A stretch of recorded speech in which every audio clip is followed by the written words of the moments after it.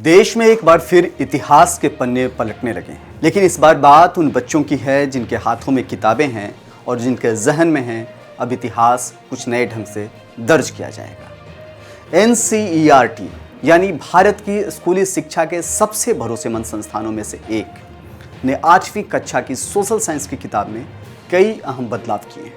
ये बदलाव सामान्य अपडेट नहीं है, ये बदलाव उस नज़रिए से जुड़े हैं जिससे आने वाली पीढ़ियां अपने अतीत को समझेंगी और शायद तय करेंगी कि भविष्य में उन्हें किससे डरना है, किसे सम्मान देना है और किसे खलनायक मानना है।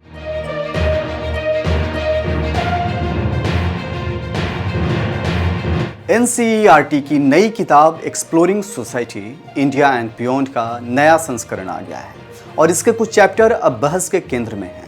अब बच्चों को पढ़ाया जाएगा कि दिल्ली सल्तनत और मुगल शासन केवल स्थापत्य कला, प्रशासन और धार्मिक सहिष्णुता का समय नहीं था, बल्कि वो एक ऐसा दौर था जो राजनीतिक अस्थिरता, लूटपाट, सैन्य हमलों और धार्मिक स्थलों के विध्वंस से भी भरा हुआ था।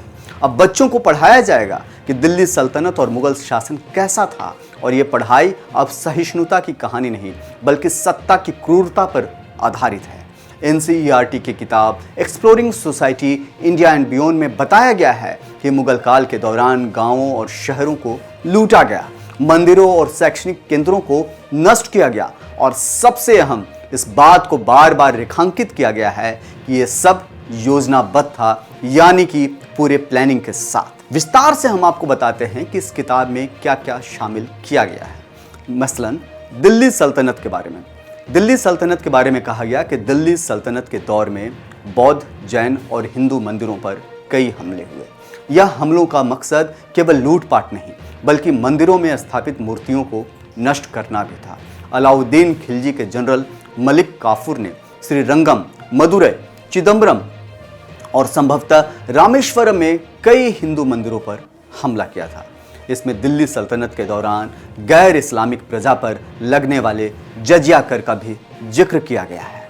किताब में बताया गया है कि यह लोगों को इस्लाम अपनाने के लिए प्रोत्साहित करता था। बाबर के बारे में भी विस्तार से इसमें चर्चा की गई है और बताया गया है कि मुगल बादशाह बाबर के बारे में किताब में लिखा गया है कि उसकी आत्मकथा उसे एक सभ्य और बौद्धिक आदमी बताती है, लेकिन वह एक क्रूर और निर्दयी शासक भी था जिसने शहरों को पूरी आबादी का कत्लेआम किया, महिलाओं और बच्चों को गुलाम बनाया। वह मारे गए लोगों की खोपड़ियों की मीनारें बनवाने में गर्व महसूस करता था। 7वीं क्लास की पुरानी किताब में सिर्फ इतना ही लिखा था कि बाबर को सिंहासन छोड़ने के लिए मजबूर किया गया था और उसने काबुल, दिल्ली और आगरा पर कब्जा कर लिया था। NCERT की इस किताब में अकबर के बारे में भी विस्तार से लिखा गया है। इस किताब में बताया गया है कि अकबर को क्रूरता और सहिष्णुता का कॉकटेल समझाया गया है। किताब बताती है कि अकबर ने चित्तौड़गढ़ के राजपूत किले पर हमला किया और लगभग 30,000 लोगों के नरसंहार का आदेश देते हुए एक विजय संदेश भेजा।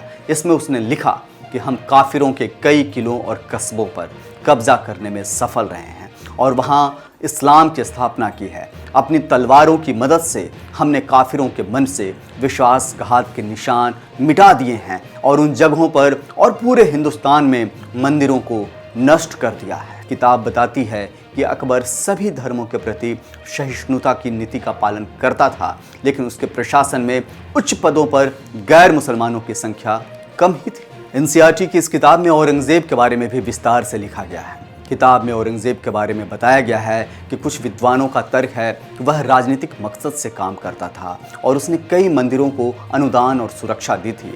हालांकि उसके फरमान यानी कि आदेश उसके व्यक्तिगत धार्मिक मकसद को साफ दिखाते हैं। उसने स्कूलों और मंदिरों को ध्वस्त करने का आदेश दिया था। औरंगजेब ने बनारस, मथुरा, सोमनाथ समेत कई जैन मंदिरों और गुरुद्वारों को नष्ट करने का आदेश दिया था। NCERT की इस किताब में शिवाजी के बारे में भी विस्तार से लिखा गया है। इस किताब में शिवाजी को एक कुशल रणनीतिकार और एक दूरदर्शी शासक के रूप में बताया गया है। इसमें मराठों को भारत के सांस्कृतिक विकास में महत्वपूर्ण योगदान देने वाला बताया गया है। किताब में लिखा गया है कि शिवाजी एक आस्थावान हिंदू थे जो दूसरे धर्मों का भी सम्मान करते थे। उन्होंने कई मंदिरों का पुनर्निर्माण भी करवाया था। 8वीं क्लास की नई किताब में दिल्ली सल्तनत से लेकर औपनिवेशिक काल यानी कॉलोनियल पीरियड को लो इतिहास का भी काला अध्याय बताया है। इस किताब में बताया गया है कि इतिहास के कालखंड में कुछ आक्रमणकारियों और शासकों ने भयानक क्रूरता और अत्याचार किए, लेकिन ये ध्यान रखना होगा कि सैकड़ों साल पहले हुए इन कृत्यों के लिए आज किसी को जिम्मेदार नहीं ठहराया जाना चाहिए। यानी कि जो नफ़रत वाली बातें जो किताब में लिखी गई है, जो बताया गया कि कैसे मुस्लिम शासकों ने हिंदुस्तान को लूटा, तो वहीं बच्चों को ये भी बताया गया है कि जो बीता हुआ कल है उसको आज से जोड़ा नहीं जाना चाहिए। यानी कि कहीं ना कहीं एक डिस्क्लेमर मार्क भी दिया गया है। एनसीईआरटी की नई किताब में हुए बदलावों पर सवाल भी उठने लगे हैं।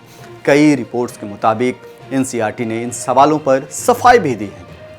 उनका कहना है कि मुगलों के शासनकाल के दौरान मंदिरों पर हमले और शासकों की क्रूरता जैसी घटनाएं वास्तविकता में घटित हुई थीं और यह भारतीय इतिहास का हिस्सा है। एनसीईआरटी का दावा है कि इस किताब में शामिल ऐतिहासिक विवरण पूरी तरह से संतुलित और सबूतों पर आधारित हैं और पुरानी किताबों से नई किताबों की तुलना नहीं की जा सकती। एनसीईआरटी की नई किताब केवल शासकों की नीतियों तक सीमित नहीं है, ये उन घटनाओं पर भी रोशनी डालती है जो अब तक स्कूली किताबों में कम दिखाई देती थी, जैसे गांवों और शहरों को लूटना, मंदिरों और शैक्षणिक संस्थाओं को तोड़ा जाना और सुल्तानों द्वारा ज़बरदस्ती सत्ता कायम करने के लिए की गई क्रूर कार्रवाइयाँ। पहली बार ऐसा हुआ है कि एनसीईआरटी की किताब में खुद एक चेतावनी छापी है। उसमें साफ लिखा है कि अतीत की घटनाओं के लिए आज किसी को जिम्मेदार नहीं ठहराया जाना चाहिए। ये लाइन जितनी साधारण लगती है उतनी ही गंभीर है, क्योंकि अगर इतिहास को पढ़ाने से पहले चेतावनी देनी पड़े तो इसका मतलब है कि जो पढ़ाया जा रहा है वो बेहद संवेदनशील है और शायद इस डर के साथ लिखा गया है कि यह पढ़ाई कहीं आज के समाज में बंटवारा न बढ़ा दे। अब सवाल ये है कि क्या ये बदलाव इतिहास को और ईमानदारी से समझने की कोशिश है या फिर ये बदलाव किसी राजनीतिक, वैचारिक या सांस्कृतिक एजेंडे की दिशा में उठाया गया कदम है। क्या इतिहास की किताबों को अब मोरल लेसन्स का साधन बना दिया गया है या फिर ये भी ज़रूरी था कि इतिहास को केवल सुनहरे पन्नों में ना दिखाया जाए बल्कि उसमें दर्ज खून के धब्बे भी बच्चों को दिखाए जाएं ताकि उन्हें पता हो कि उनका बीता हुआ कल कैसा था। लेकिन जो सबसे बड़ा सवाल है वो ये कि क्या एक 13 साल का बच्चा इस इतिहास को पढ़कर समझ पाएगा कि ये केवल अतीत है या फिर वो इसे अपने आज से भी जोड़ बैठेगा। बाबर क्रूर था, अकबर ने नरसंहार भी किया और दीन इलाही भी चलाया और औरंगजेब ने मंदिर तोड़े। जब इतिहास इस भाषा में पढ़ाया जाएगा तो क्या उस बच्चे के मन में सिर्फ तथ्य रह जाएंगे या भावनाएं भी जुड़ाएंगे। एनसीईआरटी की नई किताब इस दृष्टि को बदल रही है, लेकिन क्या ये बदलाव बच्चों के भविष्य को बेहतर समझ देंगे या उन्हें एक और टकराव की ज़मीन पर खड़ा करेंगे? क्योंकि ये सिर्फ एक चैप्टर की कहानी नहीं है, ये उस इतिहास की नई स्क्रिप्ट है जो आने वाली पीढ़ियों के जहन में लिखी जाएंगी। और जब स्क्रिप्ट बदलती है तो फ़र्क पड़ता है, फिर चाहे वो युवा हो या बच्चा। ये समझने वाली बात होगी। कैसा लगा आपको ये वीडियो, आप हमें ज़रूर बताइएगा। साथ ही अगर आपके पास है कोई सवाल, कोई सुझाव, तो अब उसके आप हमारे साथ शेयर कर सकते हैं। इसके लिए आप कमेंट सेक्शंस में जाकर के कमेंट करें। तब तक के लिए जय हिंद, जय भारत, नमस्कार।